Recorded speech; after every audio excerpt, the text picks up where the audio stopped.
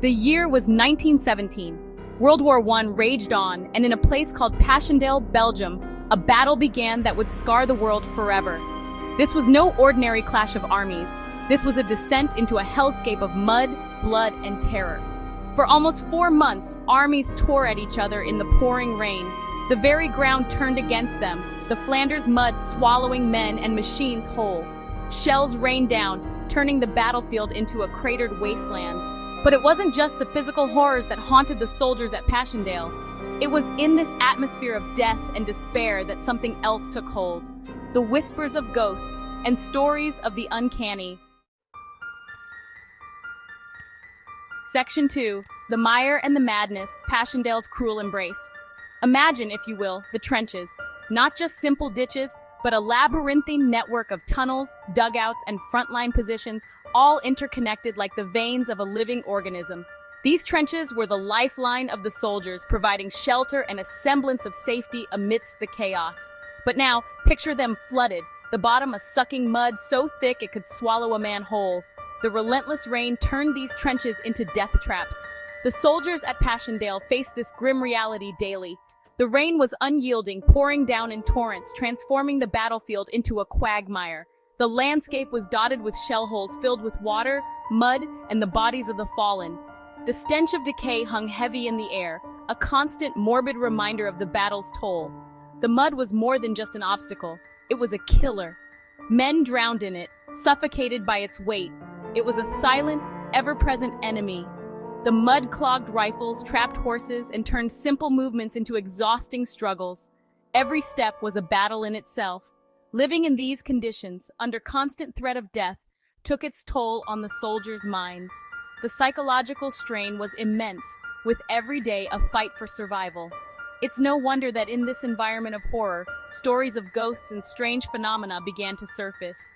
The soldiers' minds, pushed to the brink, conjured apparitions and eerie tales.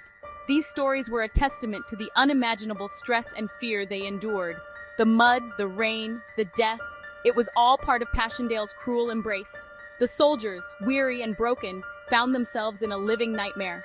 Their resilience in the face of such adversity is a haunting reminder of the horrors of war. Passchendaele was not just a battle. It was a crucible of human endurance, a testament to the depths of human suffering and the indomitable spirit of those who endured it. Section 3. Angels in the Smoke, Hope, and Hallucination on the Western Front. Even before the infamous Battle of Passchendaele, the relentless horrors of the Western Front had already given rise to numerous stories of the supernatural. These tales were whispered among the soldiers, offering a glimmer of hope amidst the chaos and carnage. The most famous of these supernatural stories is undoubtedly the tale of the Angel of Mons, a legend that has persisted through the decades. In August 1914, during the early days of the war at the Battle of Mons, the British Army found itself facing overwhelming odds against the rapidly advancing German forces. It was a desperate and brutal fight, with retreat seeming not just difficult, but utterly impossible. The soldiers were exhausted, their spirits crushed by the relentless onslaught. Then, amidst the despair, stories began to circulate of a miraculous event that would change the course of the battle. Soldiers swore they saw angelic figures hovering over the battlefield, their presence bringing a sense of calm and hope. Some described these figures as medieval warriors with glowing bows and arrows, while others saw them as a heavenly host, led by none other than Joan of Arc herself, guiding and protecting them. Whatever form these apparitions took, they seemed to protect the British soldiers, driving back the enemy and allowing for a safe and orderly retreat. This miraculous vision provided a much-needed boost to the soldiers' morale. Was it truly divine intervention, a mass hallucination brought on by extreme stress and exhaustion, or simply a piece of wartime propaganda designed to boost morale and keep the soldiers fighting? To this day, the debate continues among historians and scholars, with no definitive answer in sight. Regardless of its origins, the story of the Angel of Mons became a powerful symbol of hope and resilience, a beacon of light in the face of unimaginable brutality and despair. It remains a poignant reminder of the human spirit's capacity to find hope even in the darkest of times. Section 4. Whispers from Beyond. The ghosts of Passchendaele emerge. At Passchendaele, the line between reality and nightmare blurred. The battlefield was a hellscape of mud, blood, and shattered dreams. Soldiers trudged through the mire, their boots sucked into the earth as if the ground itself sought to claim them. The dead were everywhere, swallowed by the mud or blown to pieces by artillery. The air was thick with the stench of decay, and the cries of the wounded echoed through the trenches, a haunting symphony of suffering. It's little wonder that ghost stories became a common feature of life and death in the trenches. In the quiet moments between battles, soldiers would gather and share tales of the supernatural, seeking solace in the idea that their fallen comrades were still with them in some form. Soldiers spoke in hushed tones of seeing apparitions of fallen comrades, their faces pale and drawn, their eyes filled with a terrible sadness. These ghostly figures seemed to wander the battlefield, lost and searching for something they could never find. Some believed these were the restless spirits of men who had died too soon, unable to find peace in the Flanders mud. They were thought to be trapped between worlds, their souls unable to move on from the horrors they had endured. One Canadian soldier, pinned down by enemy fire, told of seeing the apparition of his own mother, her hand outstretched as if to shield him. Her presence was a beacon of hope in the midst of chaos, a reminder of the life he had left behind. Moments later, a shell exploded where he had been lying, leaving him miraculously unharmed. He believed it was his mother's spirit that had saved him, guiding him away from certain death. Were these sightings real, or the product of exhausted, traumatized minds desperate for comfort or an explanation for the horrors they witnessed? The line between reality and imagination was often blurred in the trenches, where fear and fatigue played tricks on the mind. It's impossible to say for sure. The human mind is a complex and mysterious thing, capable of conjuring visions both beautiful and terrifying in times of extreme stress. But in the crucible of Passchendaele, where death was a constant companion, the boundary between the living and the dead seemed terrifyingly thin.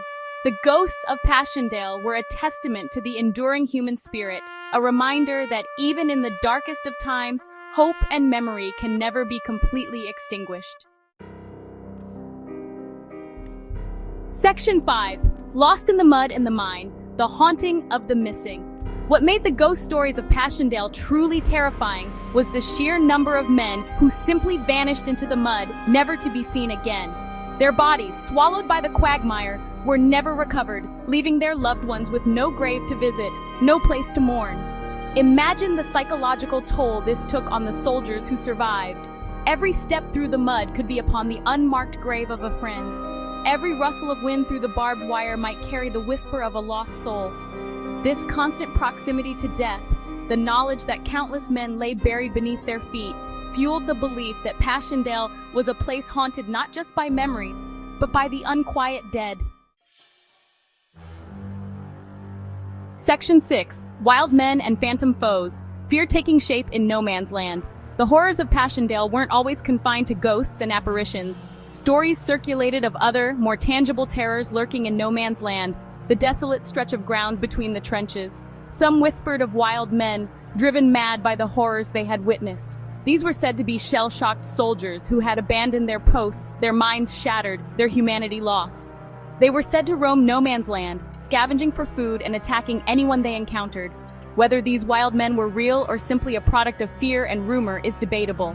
But the stories served as a chilling reminder of the psychological toll the war was taking, and the very real possibility of losing oneself to the madness of the trenches.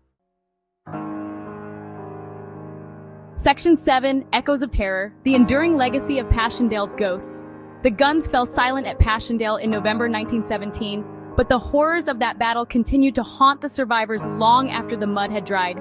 The ghost stories, whether rooted in reality or born of trauma, became an integral part of the Passchendaele legend.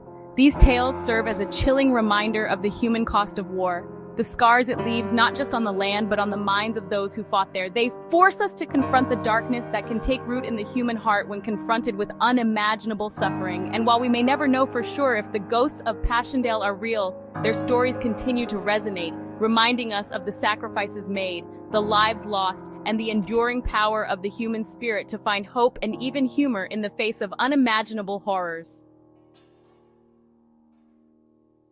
Section 8. The Weight of Witness. What these tales tell us about war's true cost. Why do we tell ghost stories about war? Are they simply morbid entertainment, or do they serve a deeper purpose? In the case of Passchendaele and other battles like it, These tales offer a glimpse into the psychological impact of war on those who lived through it. Imagine the soldier who fought for weeks on end, surrounded by death and destruction, his senses assaulted by the sights, sounds, and smells of the battlefield. Now imagine him trying to process those experiences, to make sense of the chaos he has witnessed. Ghost stories, with their themes of loss, grief, and the fragility of life, may have offered a way for soldiers to cope with the trauma they experienced. These tales allowed them to express their fears, anxieties, and even their guilt in a way that might have been impossible through conventional means. Section 9. Remembering in the Shadows, Keeping the Memory of Sacrifice Alive. Today the battlefields of Passchendaele are silent. The trenches are gone, reclaimed by nature, marked only by monuments and cemeteries. But the stories of the ghosts who are said to haunt this hallowed ground live on. It is our duty to remember the sacrifices made at Passchendaele and in all wars. We must listen to the stories, both real and imagined, that emerge from those battlefields. For within them lies a truth about the human cost of conflict, a truth that transcends time and circumstance. By remembering the ghosts of Passchendaele, we honor the memories of those who fought and died there, and we reaffirm our commitment to strive for a more peaceful future. A future where the horrors of war are relegated to history books and ghost stories, never to be repeated.